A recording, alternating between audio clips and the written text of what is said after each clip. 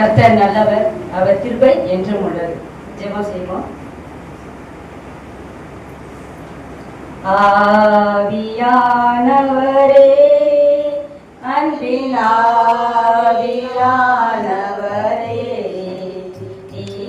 இப்போ வாரும், இறங்கி வாரும் எங்கள் மத்தியிலே.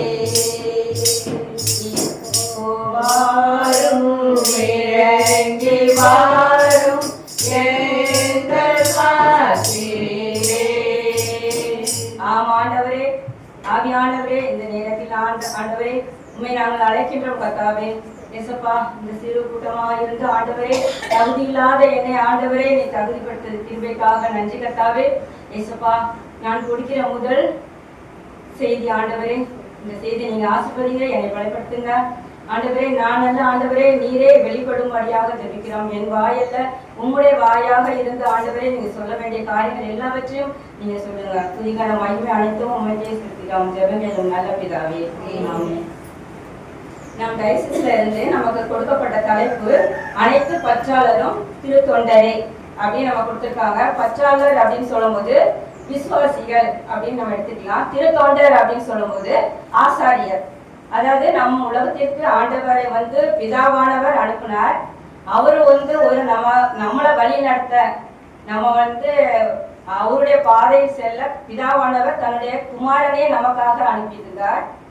அது எப்படின்னா, அப்போ அந்த காலத்துல எல்லா மக்களும் அவங்கள போதித்து நல்வழிப்படுத்த யாருமே இல்லாம இருந்தாங்க.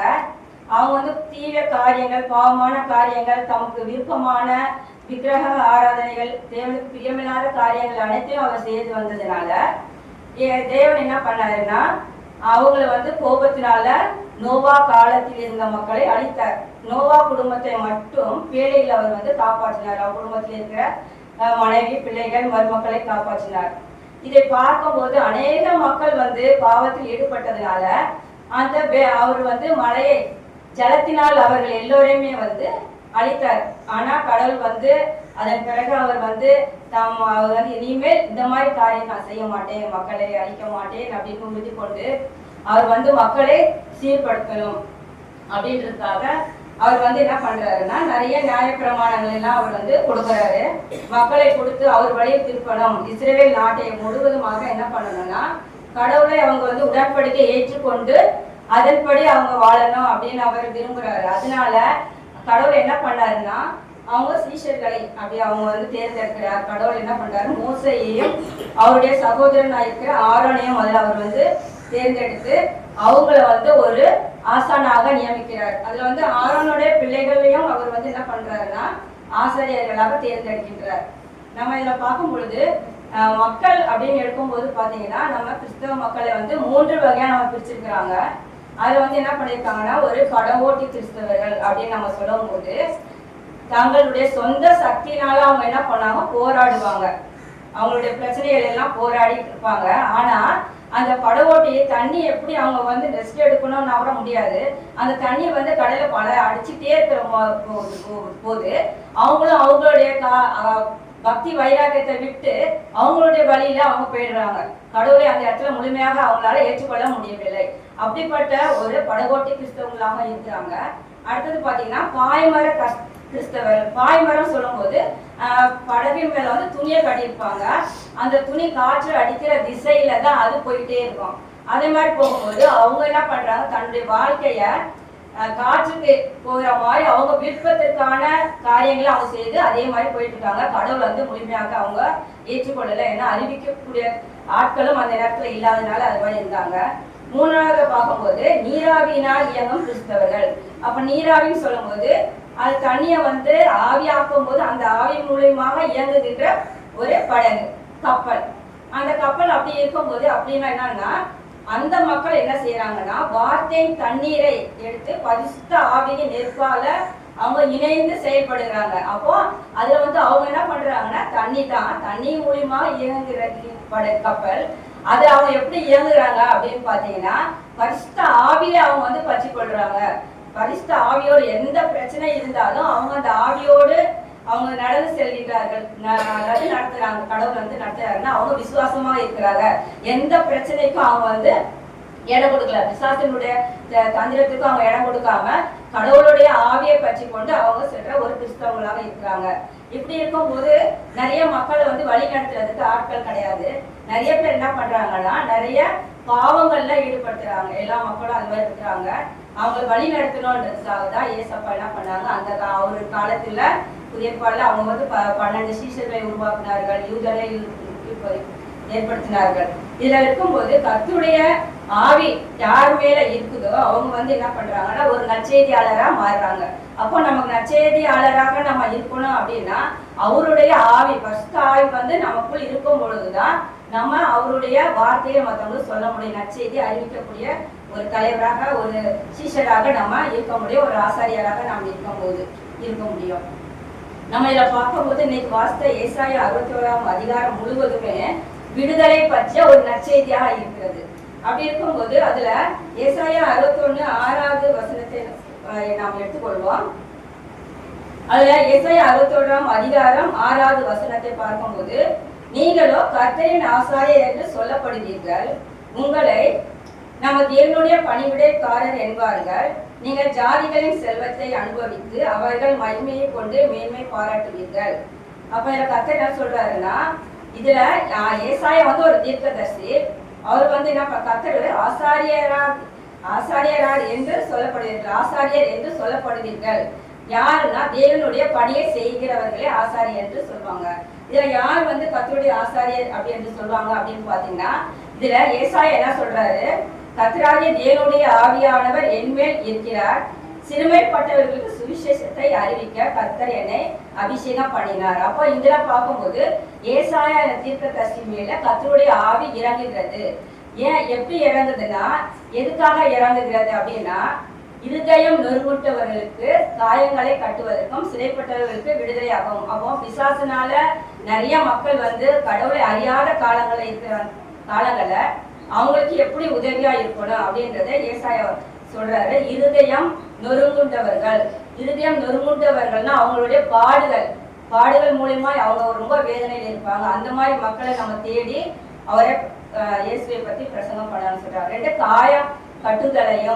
காயம் கட்டுதல்னா அதுவும் ஒரு நிறைய பிரச்சனைகள் இருக்கிறாங்க. சிறுமைப்பட்டவர்களுக்கு விடுதலையும், ஏழை எளிய மக்களுக்கு, கட்டுண்டவர்களுக்கு கட்டவிழ்க்கவும், பிசாசின் கட்டுகள் இருக்கிற மக்களை நம்ம கட்டுகளில் இருந்து அவங்களே விடுதலை ஆக்கணும். இதெல்லாம் வந்து இப்படிப்பட்ட மக்களை கடவுள் வந்து என்ன பண்ணியிருக்காங்கன்னா, இவங்களெல்லாம் நல்வழிப்படுத்தணும், இவங்களை வந்து ஆசீர்வதிக்கணும், இவங்களை சுகப்படுத்தணும். இப்ப நம்ம பார்க்கும்போது இயேசுவா பாத்தீங்கன்னா குஷ்டரோகியை குணப்படுத்தினார், கண்பார்வை இல்லாம கண்பார்வை கொடுத்தார், மரித்த லாசரை உயிரோடு இருக்கிறார். இந்த மாதிரி அவர் செய்யற அற்புதங்களையும் தன்னுடைய ஊழியக்காரராக இருக்கிற ஏசாயா வந்து அவரும் இது மாதிரி செய்யணுன்றதுக்காக இந்த மாதிரி இதெல்லாம் ஏசாயா வந்து சொல்றாரு. கடவுள் சொன்ன காரியங்கள் எல்லாம் வச்சியும் இவர் சொல்றாரு. அனுகிரகத்தையும் நம்முடைய தேவன் நீதியை சரிக்கட்டும் நாளையும் கூறவும், நீதியை சரிக்கட்டும் நாளை அப்படின்னு சொல்லும் போது நம்ம செய்யற பாவங்களை எல்லாத்துக்குமே கடவுள் ஒரு நாள் நியாயம் விசாரிப்பார். இதெல்லாம் வந்து மக்களுக்கு தெரியாது. அதனால் இதெல்லாம் தெரியப்படுத்தணும். துயரப்பட்ட அனைவருக்கும் ஆறுதல் செய்யவும், துயரமா இருக்க மக்களுக்கு வந்து நீ கடவுளை விசுவாசி, அவர் வந்து விடுதலை தருவார் அப்படி சொல்லக்கூடிய ஆட்கள் இல்லாதனாலையும் ஏசப்பா வந்து நிறைய ஆசாரியர்களையும் உருவாக்கி இருக்கிறாங்க அந்த காலத்திலேயே. அப்போ துயரப்பட்டவரை சீர்படுத்தவும், அவர்களுக்கு சாம்பலுக்கு பதிலாக சிங்காரத்தையும், சாம்பல் இப்போ வந்து துக்கப்படுறவங்க வந்து சாம்பலை உடுத்திக் கொள்வார்கள் அப்படின்னு சொல்றாங்க. ஆனா அந்த சாம்பலில் தரித்து கொண்டார்கள் அப்படின்னு சொல்லும் போது சாம்பல்லாம் பொதுவாக இருக்க சாம்பல் கிடையாது. அவங்க வந்து சாக்கு பை மாதிரி இருக்கும். அது நம்ம உங்க உடம்புல போட்டுக்கிட்டா வந்து குத்தம். சாக்கு பையை நம்ம உடம்புல போட்டுட்டு எப்படி இருக்கும், அந்த ஆடை சாக்கால செய்யப்பட்ட ஆடை, அது வந்து எப்படி குத்தம். அதே மாதிரிதான் அவங்க என்ன சொல்றாங்க, சாம்பலில் அவங்க வந்து இருக்கிறாங்க அப்படின்னு சொல்லும் போது அவங்களுக்கு ஒரு விடுதலை கொடுக்கணும். சாம்பலுக்கு பதிலாக சிங்காரத்தையும் அவங்களுக்கு ஒரு தூய ஒரு பரிசுத்தாவியான ஒரு ஆடையை அவங்களுக்கு அனுப்பிக்கணும் அப்படின்ற மாதிரி இது எல்லாமே கடவுள் வந்து இப்படிப்பட்ட மக்களுக்கு ஒரு விடுதலையை கொடுக்கணும் துயரப்பட்டவர்களுக்கு அப்படின்றதுக்காக தான் ஆசாரியர்களை தேர்ந்தெடுக்கின்றார். அப்போ இவங்களாம் ஆசாரியர்களா இருக்கணும் அப்படின்னா அவங்க என்னென்னலாம் தெரிஞ்சிருக்கணும். இப்போ ஒரு ஆசாரியர் இருக்கும் பொழுது அவங்க நேரடியா வந்து கடவுளுடைய பிரசங்கத்தை அவங்க சொல்ல முடியாது. ஏன்னா அவங்களுக்கு அதற்கான ஞானத்தையும் அக்கினி அபிஷேகத்தையும் வந்து கடவுள் ஊற்றுகின்றார். அதை பெற்ற வந்து ஏசாயா தீர்க்கதரிசிக்கு அந்த ஞானத்தையும் அக்னி அபிஷேகத்தையும் அவர் ஊற்றுறதுனாலதான் கடவுளுடைய தீர்க்கதரிசியாக இருந்து கடவுள் சொன்ன வார்த்தைகள் எல்லாவற்றையும் மக்களுக்கு சொல்லி அவருடைய பிள்ளைகளாக ஏசப்பாவுடைய பிள்ளைகளாக அவர் மாற்றுகின்றார். இதுல வந்து ஏசாயா 61:10 எடுப்போம். அதுல பாத்தீங்கன்னா, கர்த்தருக்குள் பூரிப்பாய் மகிழ்கிறேன், என் தேவனுக்குள் என் ஆத்மா களி கூர்ந்திருக்கிறது. மணவாளன் ஆபரணங்களினால் தன்னை அலங்கரித்துக் கொள்கிறதற்கும் மணவாட்டி நகைகளினால் தன்னை சிங்காரித்துக் கொள்வதற்கும் ஒப்பாக அவர் ரட்சிப்பின் வஸ்திரங்களை எனக்கு உடுத்தி நீரின் சால்வை எனக்கு தரித்தார். அப்போ கர்த்தருடைய கட்டளை எல்லாம் வச்சு அவர் செய்துட்டாரு. கர்த்தருக்குள் இவர் வந்து என்ன ஏசாயா தீர்க்கதரிசி எப்படி இருக்கிறார்னா பூரிப்படைகின்றார். தேவன் தனக்கு சொன்ன எல்லாத்தையும் அவர் செஞ்சிருக்கிறாரு. ஆத்மா களி கூர்ந்திருக்கு. தேவனுக்குள் அவருடைய ஏசாயோட தீர்க்கதரிசியோட ஆத்மா வந்து களி கூர்ந்திருக்கு, மகிழ்கின்றது. இதுல மணவாளன் ஆபரணத்தினால் தன்னை மணவாளன் அப்படின்னு சொல்லும் போது இதுல யாரை குறிக்கிறது அப்படின்னு பாத்தீங்கன்னா சபையை குறிக்கிறது. மணவாளன் என்பது வந்து ஒரு சபை. ஆட்டுக்குட்டியானவர் என்பது மணவாளன் இயேசு கிறிஸ்து. இதுல ஆபரணங்கள் மணவாளன்றது சபையை குறிக்கிறது. மணவாட்டி நகைகளினால் தன்னை சிங்காரித்துக் கொள்கிறார் அப்படின்னா சபை மக்களை இதுல குறிக்கிறது. இப்போ அவரு ஏசாயா என்ன சொல்றாருன்னா, அவர் ரட்சிப்பின் வஸ்திரங்களை எனக்கு உடுத்தி, கடவுள் வந்து அவருக்கு ரட்சிப்பின் வஸ்திரத்தை கொடுக்கிறார். ரட்சிப்பு அப்படின்னா விடுதலை என்னும் ஆடை. ரட்சிப்புன்றது அவருக்கு விடுதலைன்றது ஆடையை அவர் கொடுத்திருக்கிறாரு. நீதியின் சால்வை எனக்கு தரித்தார். அப்ப நீதியின் சால்வை அப்படி என்பது என்ன என்றால் நேர்மை என்று ஒரு ஆடை, நேர்மையான ஆடையை அவர் கட்டியிருக்கிறார் அப்படின்னு சொல்லிட்டு ஏசாயா தீர்க்கதரிசி சொல்கிறார். பூமி தன் பூண்டுகளை விளைவிப்பது போலவும் தோட்டம் தண்ணீர் விதைக்கப்பட்டவைகளை முளைவிப்பது போலவும் கர்த்தராகிய ஆண்டவர் எல்லா ஜாதிகளுக்கும் முன்பாக நீதியையும் துதியையும் முளைக்க பண்ணுகிறார். இதெல்லாம் ஏசாயா தீர்க்கதரிசி வந்து எல்லாருக்கும் செஞ்சுட்டாரு, சொல்றாரு, மக்கள் எல்லாம் நல்வழிப்படுத்துறாரு.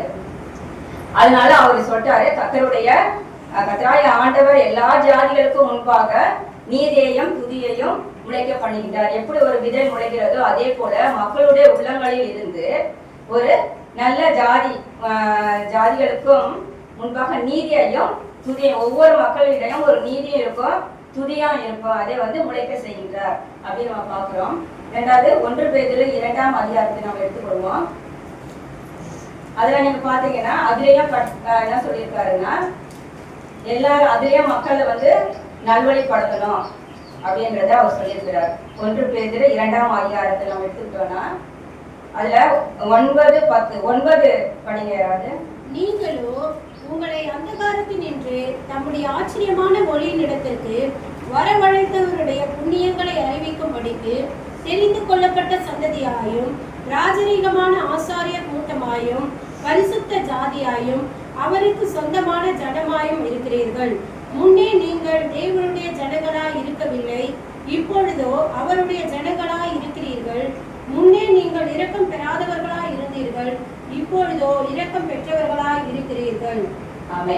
இதுல வந்து என்ன சொல்லியிருக்காங்க, இப்போ பேரு வந்து என்ன சொல்லியிருக்காருன்னா, நீங்கள் எல்லாரும் அந்த காலத்திலிருந்து தம்முடைய ஆச்சரியமான ஒளியில் என்று வரவழைக்கப்பட்ட புண்ணியங்களை, அதாவது கர்த்தர் உலகத்துல செய்த அதிசயங்கள், அற்புதங்கள், அவர் வந்து போதனை செய்தார் மக்களுக்கு, இதெல்லாம் வந்து இப்போ நம்ம அவர் உருவாக்கிய ஆசாரிகள் மூலமாக நம்ம அறிந்து கொண்டுட்டோம். அவருடைய புண்ணியங்கள், அவர் செய்த தர்ம காரியங்கள் எல்லாவற்றையுமே, அவர் செய்த கிருபைகளை, ஆசீர்வாதம் எல்லாமே நம்ம இப்போ அறிஞ்சுக்கிட்டோம்.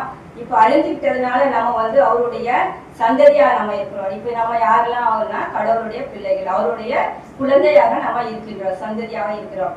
ராஜரிகமான ஆசாரிய கூட்டமாயும் நம்ம ஒவ்வொருவரும் கர்த்தருடைய வேதத்தின் பிரகாரம் நம்மளும் ஒரு ஆசாரியர்கள். அவரை நாம் பற்றிக்கொள்ளும் போது, விசுவாசிக்கும் பொழுது நம்மளும் ஒரு ராஜரிகமான ஒரு ஆசாரிய கூட்டமாக இருக்கிறோம். பரிசுத்த ஜாதியாயும், நமக்குள்ள பரிசுத்த ஆவியானவர் நமக்குள்ள இருக்கும் பொழுது நம்மளும் ஒரு பரிசுத்த ஆவியாகிய நாமளும் கூட்டமாக இருக்கிறோம். அவருக்கு சொந்த ஜனமா இருக்கும். இப்ப நம்ம யாருன்னா அவருடைய சொந்த ஜனம், சொந்த பிள்ளை, அவருடைய பிள்ளைகளா இருக்கிறோம். அவருடைய ஆசாரியா நாம் இருக்கிறோம். ஒவ்வொருவரும் அவருடைய ஆசாரியர்கள் நாம் அனைவருமே. அப்போ முன்னாடி வந்து நமக்கு இதெல்லாம் அறிவிக்கிறதுக்கு முன்னாடி நம்ம எப்படி இருந்தோம்னா, நம்ம அவருடைய ஜனமாக, அவருடைய பிள்ளையாக நம்ம இருக்கல. ஆனா இப்பொழுது அவருடைய ஜனங்களா இருக்கிறீர்கள். இப்ப நம்ம அவருடைய ஜனங்களா இருக்கிறோம். முன்னே நீங்கள் இரக்கம் பெறாதவர் இருந்தாங்க. முன்னாடி வந்து கடவுளுக்கு வந்து கோபம் விட்டவர் இருக்கிற மக்களாக காணப்பட்டார்கள். இப்போ வந்து என்னன்னா கடவுள் நம்ம மீது இரக்கம் கொண்டவராக இருக்கிறார். அதுக்கப்புறம் இப்போ நம்ம பார்க்கும்போது என்ன தெரியுதுன்னா, நம்ம கடவுள் ரட்சிக்கிறதுக்காக இந்த உலகத்துக்கு வந்தார். நம்ம வந்து ஒரு விசுவாசம் நமக்குள்ள இருக்கணும். விசுவாசம் இருக்கும் பொழுது நம்ம வந்து என்ன பண்ணுவோம்னா அவருடைய பிள்ளைகளாக நாம மாறுவோம். இப்போ சுவிசேஷ வேத பாடம் வாசிக்கும் போது யோவான் 17ஆம் அதிகாரம் பார்த்தோம். இந்த அதிகாரத்துல வந்து இயேசுவின் வேண்டல் எல்லாம் அந்த அதிகாரம் முழுவதுமாக என்ன இருந்தது அப்படின்னு பார்த்தோம்னா, இயேசுவானவர் வேண்டல், அவர் இயேசுவினுடைய வேண்டல் எப்படி இருக்குன்னா, நம்ம எல்லாருமே நம்முடைய அவருடைய வார்த்தையை கேட்டு கீழ்ப்படுகிற பிள்ளைகளாக நம்ம இருக்கணும். இது அவர் என்ன சொல்றாரு, பிதாவை தான் அவர் அமைச்சாங்க. ஆனா பிதாவிட்ட அவர் என்ன சொல்றாருன்னா, நீர் எனக்கு கொடுத்த வார்த்தைகளை நான் அவர்களுக்கு கொடுத்தேன்.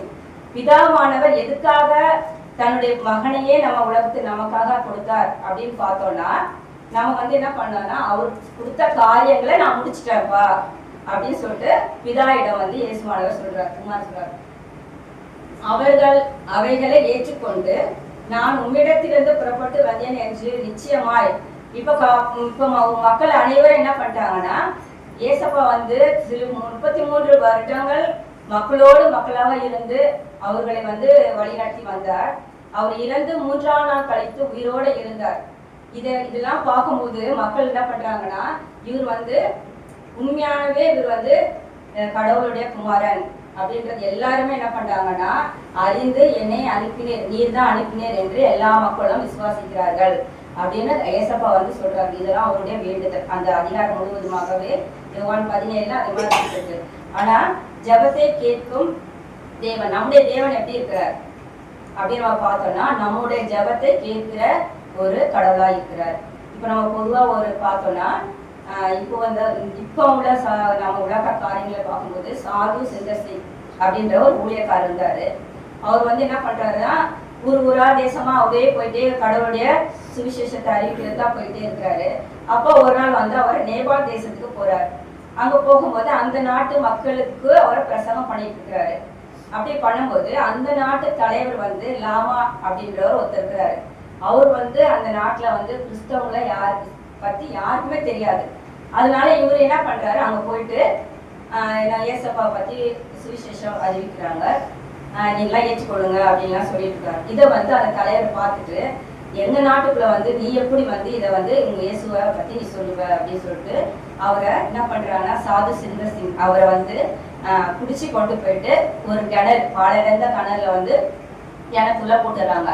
போட்டுட்டு அது மேல வந்து ஒரு கதவுலாம் வச்சு லாக் பண்ணி பூட்டு போட்டு அந்த சாவியை அவர் வச்சுக்கிட்டாரு. ஏன்னா அதுக்கு சாவி ஒன்னே இருக்கிறதுனால அவர் வச்சுக்கிட்டாரு. அவங்க ஊர்ல யாருக்கெல்லாம் பிடிக்காதோ, யாராவது இது மாதிரி தப்பு பண்ணாங்களோ அவங்களை கொண்டு அதில் போடுறது அவங்க ஊர் வழக்கமா. அப்படி இருக்கும்போது நம்முடைய இந்த ஒரு ஊழியரையும் அவர் என்ன பண்ணிட்டாங்கன்னா, அந்த கணத்துள்ள பூட்டிட்டு அவர் போயிட்டார்.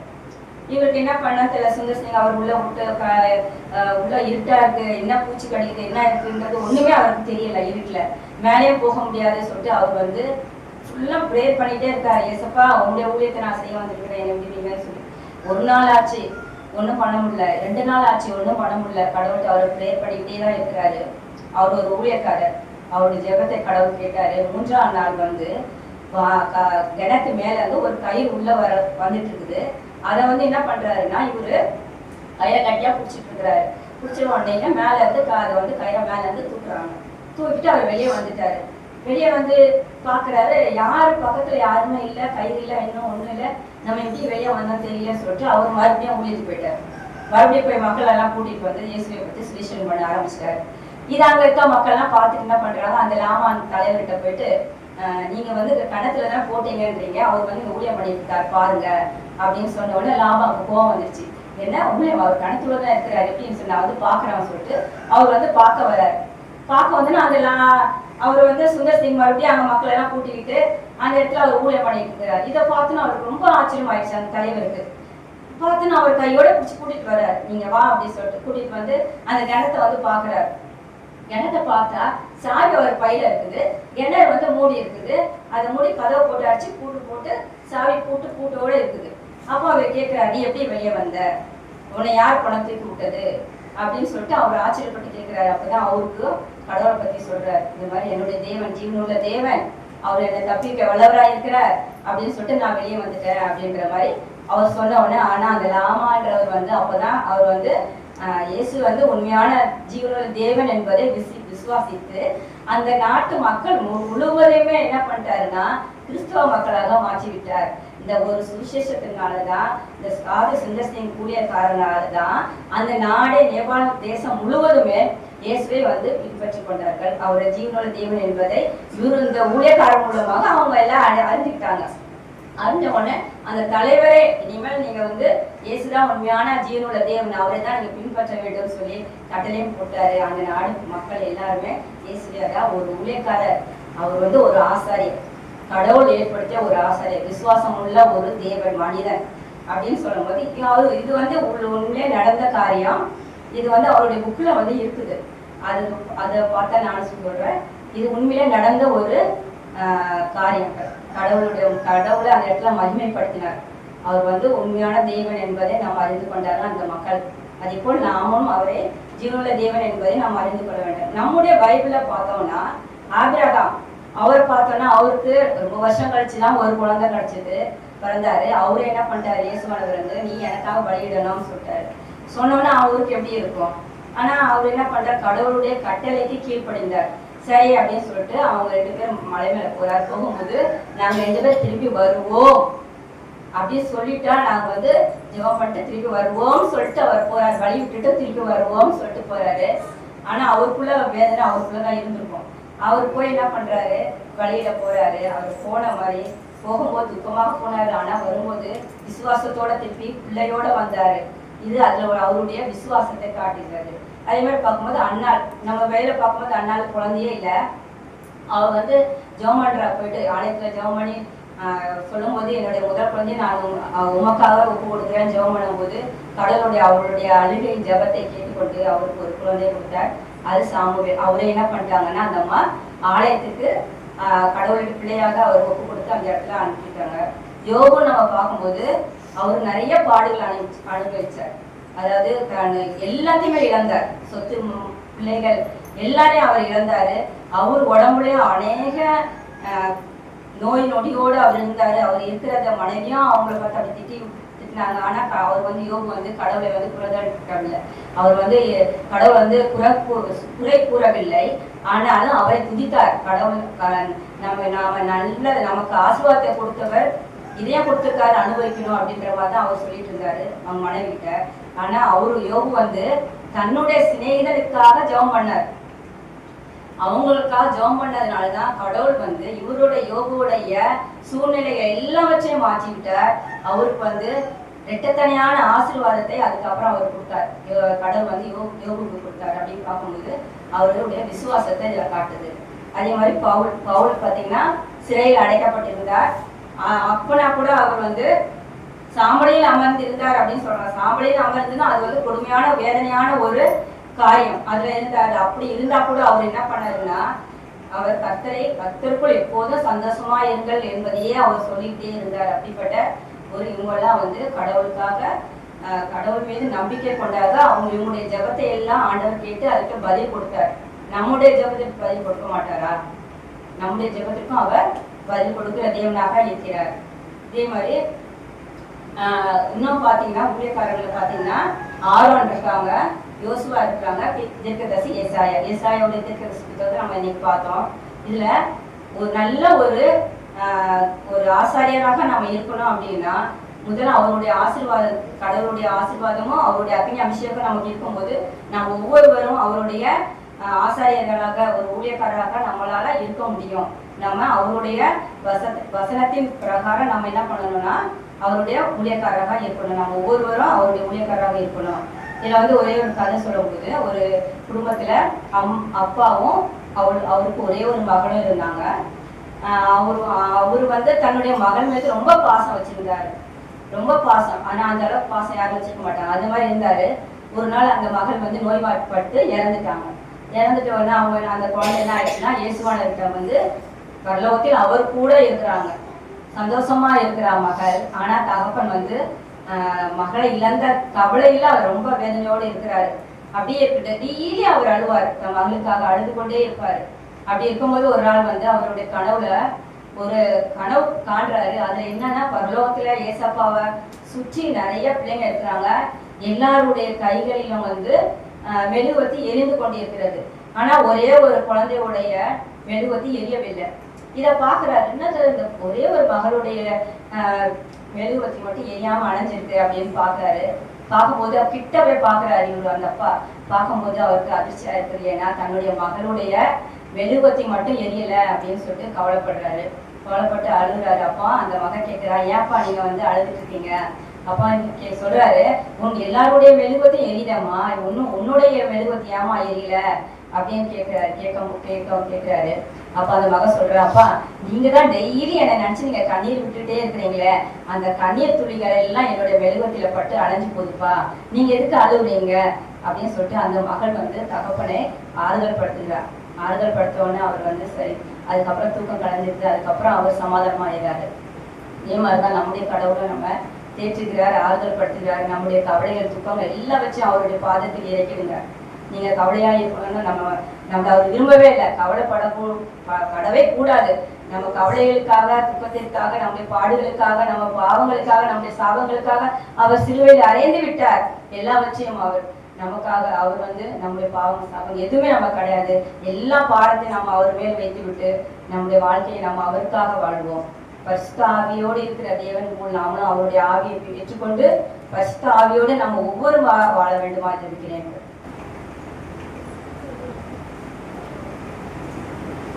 துதிகளின் மத்தியில் வாசமா இருக்கிறவரே துதிக்கிறங்க கர்த்தாவே, நல்லவரே துதிக்கிறங்க கர்த்தாவே, ராஜாதி ராஜாவே துதிக்கிறங்க கர்த்தாவே.